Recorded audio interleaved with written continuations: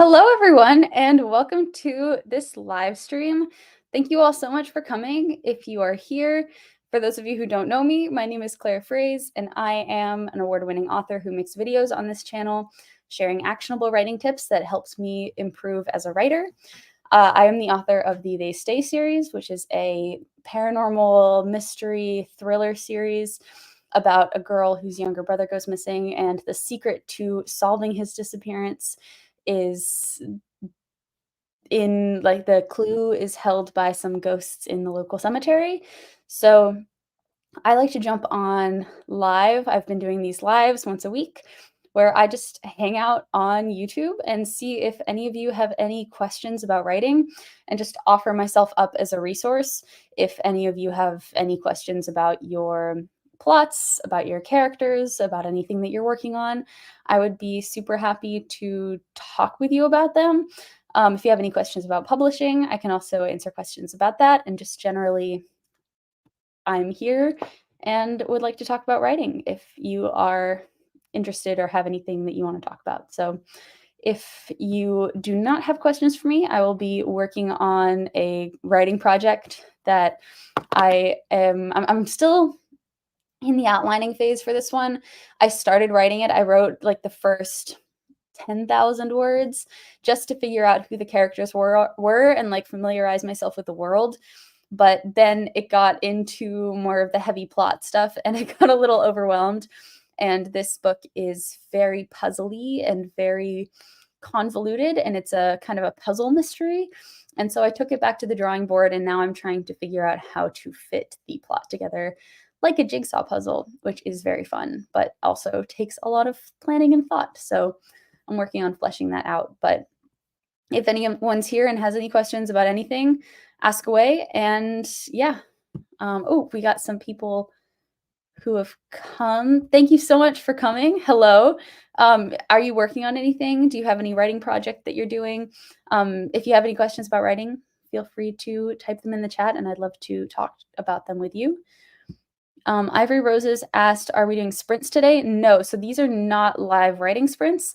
These are live Q&As. So I am not going to be doing sprints today. I just am here to answer questions. If you're working on a project and you've run into a roadblock, if you have a question about a character that you're trying to build, I am here to answer questions or just be someone that you can bounce ideas off of, or someone that can help you brainstorm if you are encountering a tricky, sticky point in your manuscript. So if you have any questions like that, let me know. But no, we are not doing sprints, unless you also want to do sprints, but I will not be doing sprints.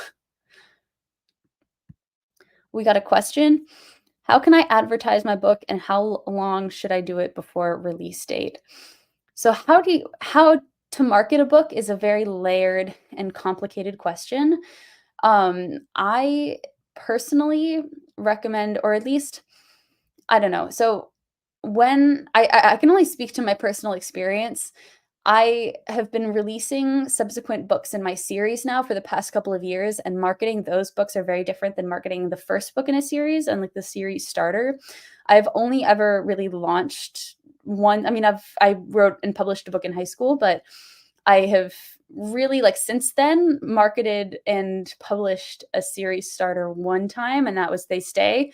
And I did a lot of learning and planning before publishing that book, but that was my first try. That was like my first pancake of a book launch, and at like doing marketing leading up to that launch, at least for like a book one in a series. And so there were things that I found really helpful. There are things that I regret doing. And so doing exactly what I did is not necessarily what I would recommend doing like in its entirety for a book launch. But I can tell you a little bit about what I did and then what I would do if I had to do it over again. So I started marketing They Stay maybe close to a year before I published it. I was still in college. So I published They Stay just a couple months after I graduated from college. And so I was in my senior year of college when I was just starting to ramp up to talking about They Stay. I started this channel while I was in college.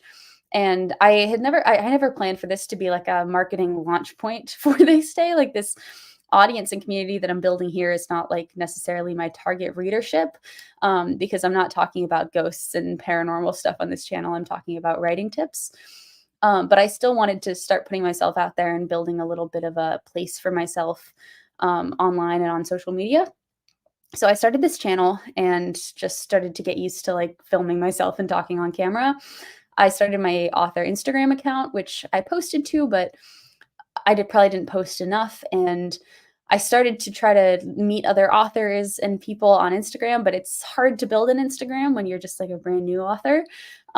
So I got really involved in the author community and would like follow other authors and comment on their posts and kind of make author friends that way. But still, my Instagram was pretty small. I started to try to establish myself on all these different platforms about a year, maybe a year and a half before the book came out. And then in maybe the spring is when I started, like I did a title reveal, I did a cover reveal, and I also was working on building an email list. So one thing that I did that was super helpful in that year before publishing They Stay is I did giveaways of different books, and I would like get a bunch of different books that were similar to They Stay but pretty well known, and I would do a giant giveaway of those books, and then I would advertise the giveaway, so on Facebook ads or on Instagram ads, and I would post about it on Facebook, and I would email people about it and try to get the word out about it that way. And I would get maybe, like between 900 and 1,800 people who entered the giveaway because I was like running Facebook ads to the giveaway. And all of those people automatically got added to my mailing list. Like by entering the giveaway, they would like click like, I'm going to be entered onto the mailing list in order to join the giveaway. And that was really instrumental in building my list up to They Stay's launch, because it's really hard to build a list from nothing, but I really wanted to have a list or an email list or kind of a base of people who were similar to my target readers to launch They Stay to once it came out. So I did see a bunch of people unsubscribe after the giveaways, but not as many people as I was expecting. I probably retained like 75% of the people who subscribed to my mailing list, which I was super happy with. And then I got a lot of like readers who still read my books now and really like my books now from those giveaways. So I found that really helpful. And I ran a couple of those the year before I published They Stay. I also signed up for a bunch of social media tours. So I did, I registered with different companies that would organize tours on Instagram where they would get influencers to post about the book and review the book. And I would send books to different people. And I found that helpful in like meeting influencers and people who read the book. Like if people who participated in the tours read the book and liked it, some of those people ended up on my ARC team. And that's how I started meeting people and kind of building out an ARC and beta reading team. But I didn't see any uptick in sales from the social media posts. So I did rely extremely heavily on those with my first book launch. It was great in some areas, not as great in other areas, but that's generally how I approached advertising They Stay. But I mean, it wasn't a ridiculously giant splash when I published They Stay. It didn't like have a viral moment on TikTok or anything like that.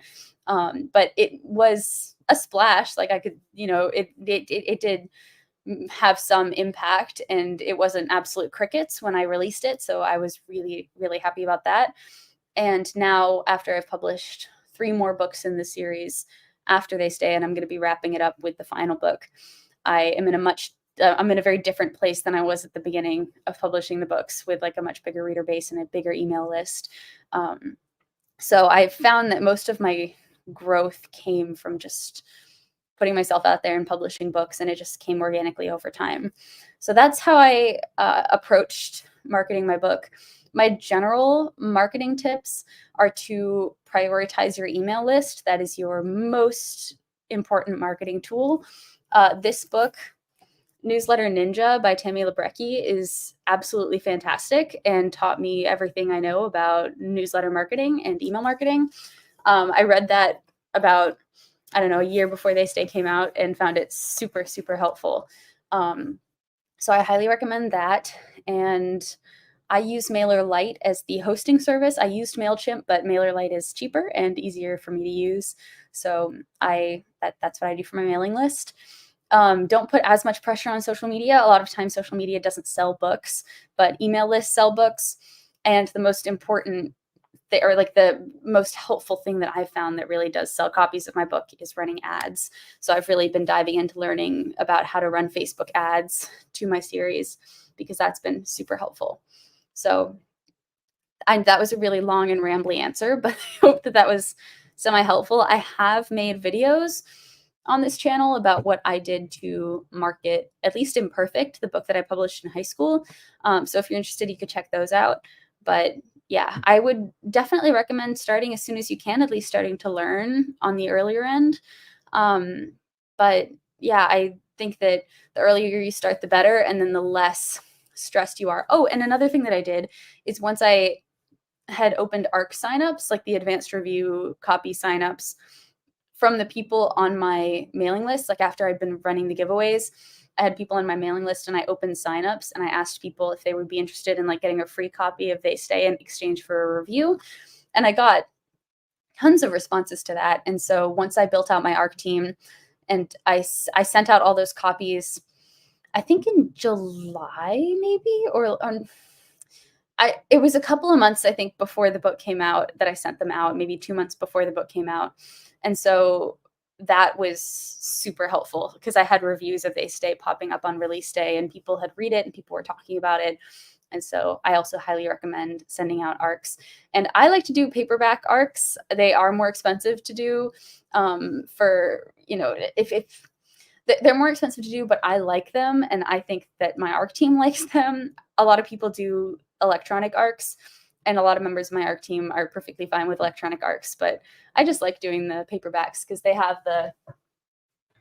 the stickers on them. On the front, they have like the advanced review copy stickers, and it's kind of like a special edition early copy of the book that people get to have, even though the spine is not complete and then the back is not exactly what it's going to be on the final version. Like this is just like a picture of lightning like I found on Canva when I made the back cover for this, and the spine was like automatically sized by Barnes and Noble Press, but the front cover is what ends up being the final cover except for the sticker. So it's just a cool thing that I get to give my ARC team as like a thank you for reading the book. And yeah, so those are my thoughts on that. Thank you for such a good question.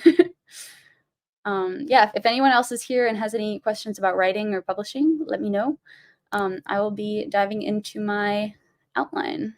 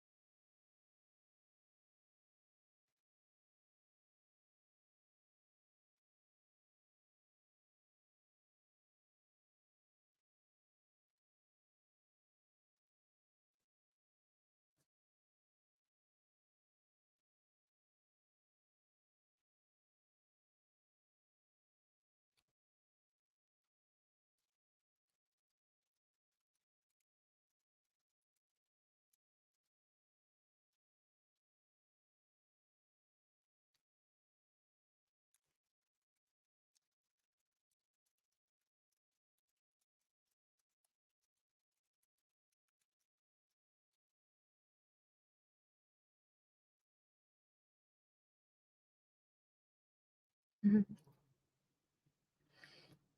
Hello, thank you so much for popping into this live stream.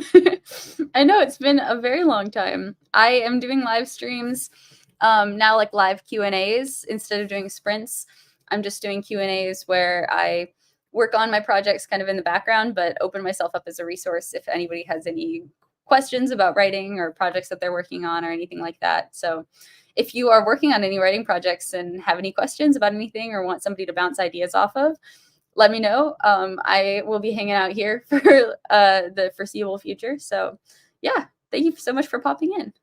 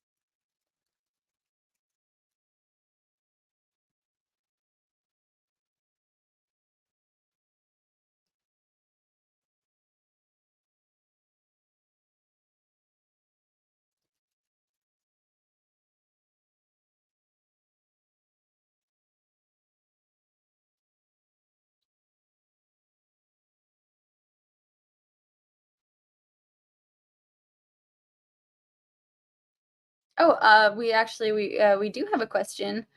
Um, no, I'm not. Not my thing. Um, oh, we have a question. So Wendy asked, "How do you stay motivated to write, especially working full time?" Staying motivated to write can be tricky. Um, it is such a deep passion of mine that when I don't write for a while, I always find myself naturally coming back to it because I'm always just I have such a drive to write, and it's just something that I love so much that I always find my way back to it. But there are definitely days where I would really rather do anything else than sit down and write.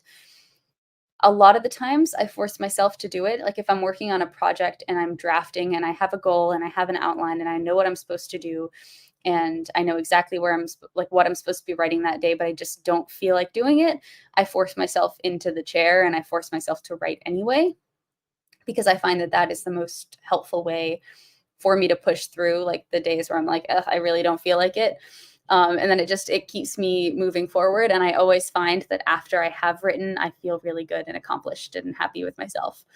Um, but there are also times where I am maybe not necessarily working on a project at the moment, or I'm between projects and I'm so tired from the previous project that I don't really want to get started on the new project. And at that those kind of times where I don't have a very clear goal, that is when sometimes my motivation to write can lapse a little bit and I can give into it and not sit my butt in the chair.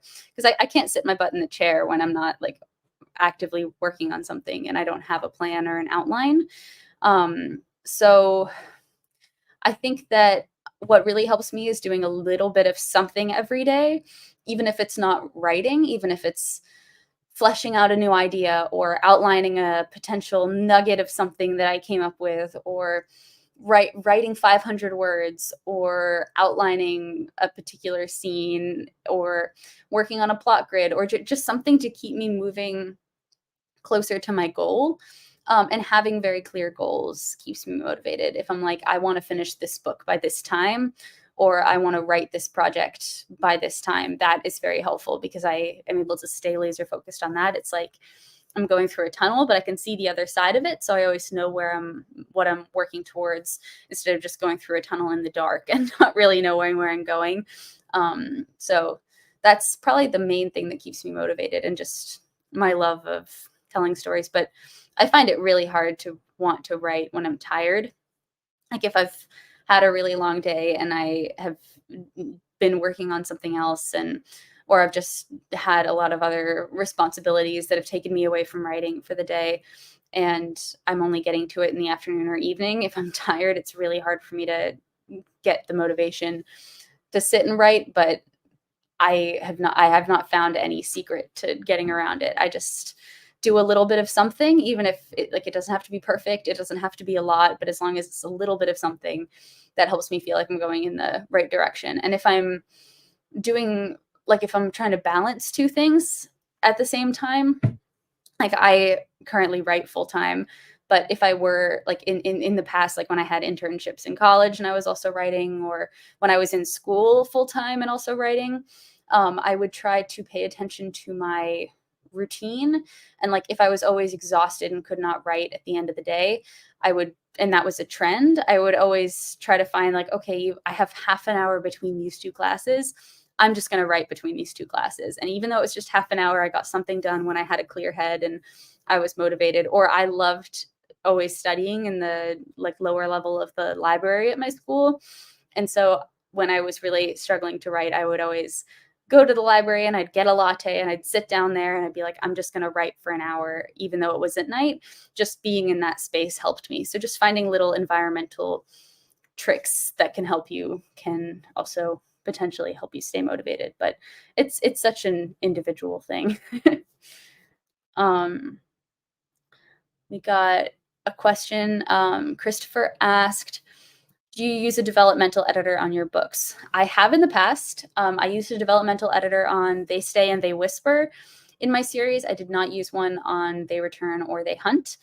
I always like I have an editor who's like my line editor also sort of doubles as a developmental editor. Like I will bounce ideas off of him and email him about different concepts. And if he is reading it and he's like, I really don't think this works, I think that it would be better if maybe you reimagine this, then he gives me developmental feedback. But I did work with a developmental editor on the first two books that I wrote in this series. I think I will work with a developmental editor on the next book one in my next series. But yeah, it's always helpful, especially when you're setting up the series, to work with a developmental editor who you really trust, because book one is so important for the rest of your series that, yeah, I think I'm definitely going to work with a developmental editor for my next project. But now I'm so deep into this series, like I know the characters so well, I know the story so well, I know where it's going, and I have confidence in where I want this story to go. So I chose not to work with a developmental editor for the last two that I wrote. Let's see. Oh, we got another question. Since I'm beginning to write more often than not, I notice my writing style is a bit non-formal and hard to read. Should I continue to write like this, or should I conform and make it easy to read? From some research, people prefer easy to read text, so it's sort of a limbo. I'm not sure I completely understand your question. Are you asking whether you want it to be non-formal, or whether are you saying that non-formal is hard to read and like a more professional style would be easier to read? Because I think informal writing, like it still can be very simple and very clear, even though it's casual and informal. You don't have to have it sound like completely polished and professional in order for it to be easy to read. I'm not sure if that's your question or not. Maybe clarify that and I can give you a little bit better of an answer. But I think that it's very important to stay authentic to your style. And this depends a lot on the genre of fiction that you're writing. Like I write in first person present, like YA style. So all of my main characters are 16 and it was very important for me to make them all sound like real teenagers and to make them sound believable as they were narrating the story. So all of their internal monologue is extremely informal. It's just like being inside their heads and how they narrate stuff that's going on. So, I mean, some more than others. Some of them are naturally more formal than others, my narrators. But I felt like it's authentic to who they are as characters, and it works because of the narration. But yeah, let me know, and I can give you a more specific answer to that question.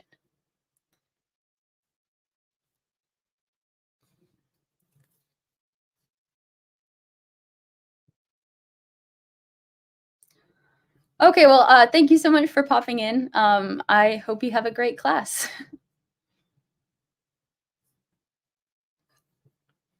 Yeah, if anyone is here who is new, I am doing a live Q&A. So if you have any questions about writing or any projects that you're working on, if you are developing scenes or if you're stuck in some way, if you have an idea for a story, but you're not really sure how you want it to play out or what your conflict is and you want someone to bounce ideas off of, I am just hanging out on live for a little while longer and I'm working and I'm making myself available to you if you have any questions about anything. So let me know if you do, no pressure. I am going to be working on outlining my project in the meantime.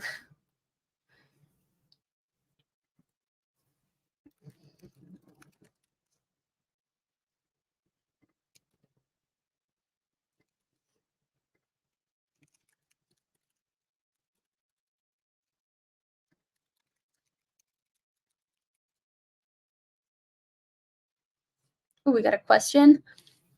Christopher asked, for the first time self-publishing, would you suggest a shorter novel that you can write follow-up novels quickly, or would a longer novel still work? I think both of them still work. I think there are strategies and arguments to both of them. A lot of people say that shorter novels that are quicker to write are easier when you're self-publishing because then you don't have to like spend years to write a sequel. You can pop out the sequel pretty quickly. But I found out pretty quickly when I was beginning to publish, I had this great idea in my head that I was going to be able to churn out my books really quickly and do it more on like a 6-month schedule. And while I was able to do that from They Stay to They Whisper, it was only because I started They Whisper like before They Stay came out. And I've only ever been able to get my process down to 9 months. And even that was just like such a race and so stressful. And so I personally am never going to be able to be an author that can publish a book every month or a book every 3 months. And so I am considered a like a slow author for self-publishing because I do pretty much a book a year or a book every 9 months. So because of that, I just decided that I wanted to take my time and write the books that and just like work on the books until I was really happy with them. So I think that if you can write books really fast, writing shorter books and publishing them quickly is a great strategy. But if you can't do that, if that doesn't come naturally to you, like with me, I write longer books and I publish them every year. And even though it might not be as appealing to like Amazon's algorithm, because I think they like it when you're able to churn out content at a higher rate, it works better for me as an artist. And I don't know, I find that because books, once you publish them, exist out there forever, I would rather take a little bit more time before publishing them to make sure they're exactly the way that I want them to be, instead of racing to a finish line and just publish like and churning out and like publishing exactly what I have at that moment because I'm just trying to meet the deadline, and then having regrets and wishing that I had beefed things out more or edited things more or added things that I hadn't added. So that personally is what works for me, but I think it depends. I can tell you that with Kindle Unlimited, if you enroll your book in Kindle Unlimited, if it's longer, you can earn a higher royalty from that book. So if your books are longer, you earn more because people read more pages. It's harder to earn as much when you're writing really short books on KU, is what I've heard in the self-publishing podcasts and resources that I've consumed. Insight, I love reading long epic books. That's obviously what I'm modeling my first project after. Yeah, I mean, I think that this works, and I think that you would find, I don't know if it's fantasy, I might just be assuming that it's fantasy, but if it's sci-fi fantasy, there are a ton of readers that expect that length and that want that length out of their books. You don't want to do like a 200,000 word thriller. You don't want to do like a domestic thriller that's that long, because that's going to be super boring. But if you do a sci-fi fantasy project that's that long, there are readers that are just going to eat that up. And I don't think you have to worry about your word count for that at all. Yeah, it's also genre specific. Like nobody's going to want to read. Oh yeah. Okay, yeah, so it's epic fantasy. So because it's epic fantasy, you're totally fine. 200, that's a very appropriate word count for epic fantasy. Epic fantasy is long, and epic fantasy readers go hard for epic fantasy, and they want all of the world building, and they want a lot of content and want that to be cohesive. And if this is a genre, yeah, so because you love reading this genre, because you are familiar with the genre, and you yourself are a reader of epic fantasy, that's going to come through in the story. And so you're exactly the kind of person that should be writing these books. And I think you're absolutely fine to self-publish that at that length. It's the only argument for the shorter books and the faster timeline is just because you can quote like churn them out faster and then gain more momentum on Kindle. But I mean, I've seen authors that publish a book a month. I could never be that kind of writer. So you have to work within what you like. And there's no way that you would ever be able to write an epic fantasy book in like every month. That's insane. So yeah. And I also think that when your world is really fleshed out, and your books are so detailed, like in epic fantasy, I'd imagine, I don't really read a lot of epic fantasy, but I'd imagine your world is so detailed that you want to make sure that you spend more time when you're writing it to make sure that everything is like fits together the right way, because your readers are going to be really into the lore and all of the different parts of the world and how all of the lore fits together. So yeah, no, I think you're totally fine with longer books. There are tons of epic fantasy books that are self-published. I don't know if you read a lot of self-published epic fantasy, but I know that that's a really big genre. There is, oh man, let me just Google this just in case, because I don't want to give anybody wrong information. But I'm pretty sure there's a guy on a podcast that I listen to that self-publishes epic fantasy and talks a lot on the podcast about his experience doing that. So that might be an interesting resource. Let me see if I was right. I don't remember if it's sci-fi or fantasy, but I'm pretty sure at least his first series was all fantasy. Okay, yeah. So I think that he has sci-fi too, but yeah, you should look into, if you haven't already, listened to the podcast Six Figure Authors, and Joseph Lalo is the author who is one of the authors who runs that podcast. There are 3 of them, and he, I'm pretty sure like his first series, like the Book of Deacon, is an epic fantasy, and he self-published that, and he talks a lot about his experience doing that on the podcast. Yeah, I know the feeling. This is the longest book that I've ever written, and it's like, it was 180,000 words when I finished writing it. I got that down to like 156 when I published it, so it's like leaner, but it's still like thick. And that's not as long as the books that you're writing. But I was writing this book and I was halfway through and I was like, is this thing ever going to end? It was just going on forever, because now I have 4 point of view characters who all have their own stories and all have their own arcs and things going on. And it takes a long time to get everyone through all of these different arcs. It's like the books can just get so long. But yeah, it's overwhelming when you're outlining and you're like, oh crap. Yeah, it's a fantastic podcast. That is my favorite podcast. I learned so much about self-publishing from Six Figure Authors. All the hosts are fantastic. They don't make episodes anymore, but they have a huge backlog of content. And they're on YouTube, and I listen to their episodes on Spotify. So highly, highly recommend that podcast. But thank you so much for the questions.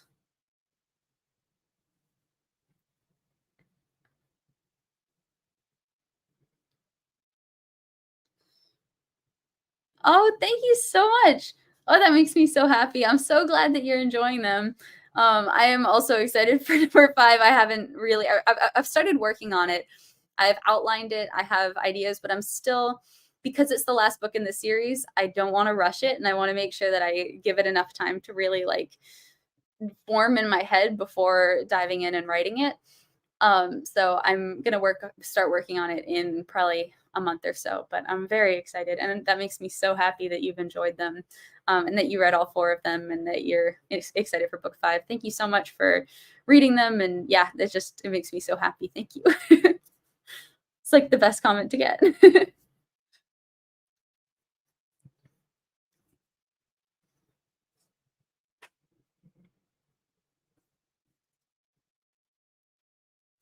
I will say it's really bittersweet. Like I've been outlining it, and I have been starting my outline because I already know what's going to happen with the plot. Generally, in broad strokes, I have to figure out the details of how they get from point A to point B.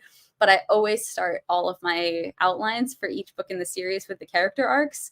And it was very like I was outlining them, and I knew, and like the final place of their character arc is where they're going to rest at the end of the series. And I was like, wow, we're like, this is the ending for these characters. And I was just like, it's very bittersweet, but yeah, I'm really gonna miss them when I stop writing the series, because I've just lived with them for so long.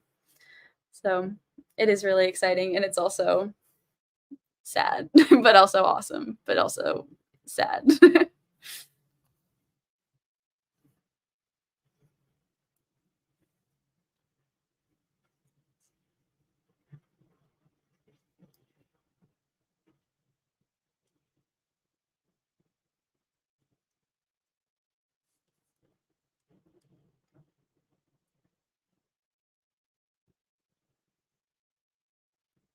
So I think I'm going to be hopping off the live in a couple of minutes. So if anybody is hanging out and has a question that they want to run past me, or if they, just have anything that they want feedback on, now is the time to ask.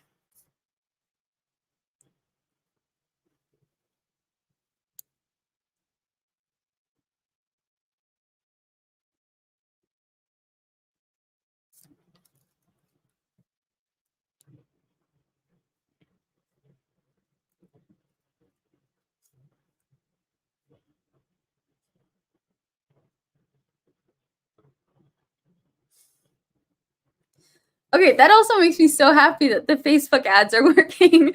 I've been doing so much work to try to learn how to do Facebook ads, and so that makes me so happy that that's how you found the series, because I've been doing a lot of work to try to figure out how to do that and make that an effective marketing tool. So all of that makes me really happy. That's awesome.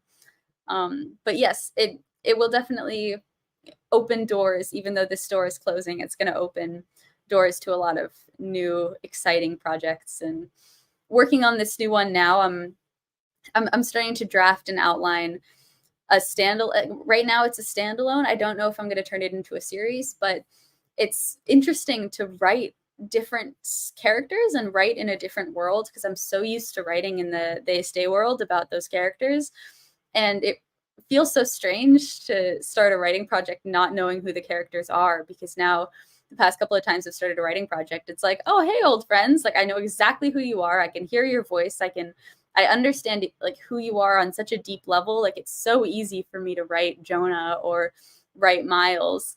And it's interesting to start writing a new project and be like, okay, who are you? So I'm like writing in your voice, but it's really exciting and fun and different. Um,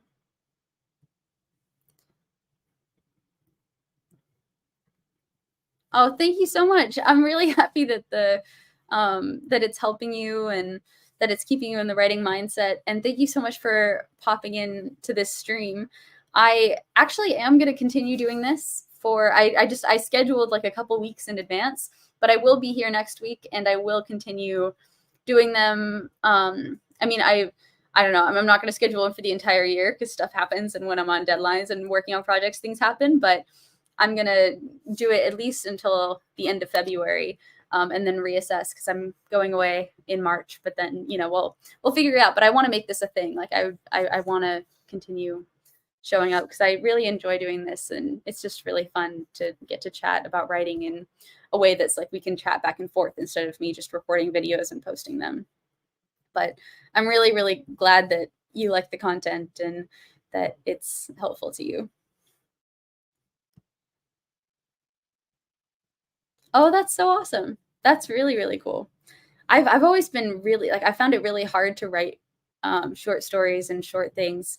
I've always just kind of I've most of my experience has been with books, but in school I would always have to write short stories, and I always found it so helpful to just be able to see the story from beginning to end and understand exactly how the story is structured. And it's like the writing short stories is the best exercise for writing a novel. It's super helpful.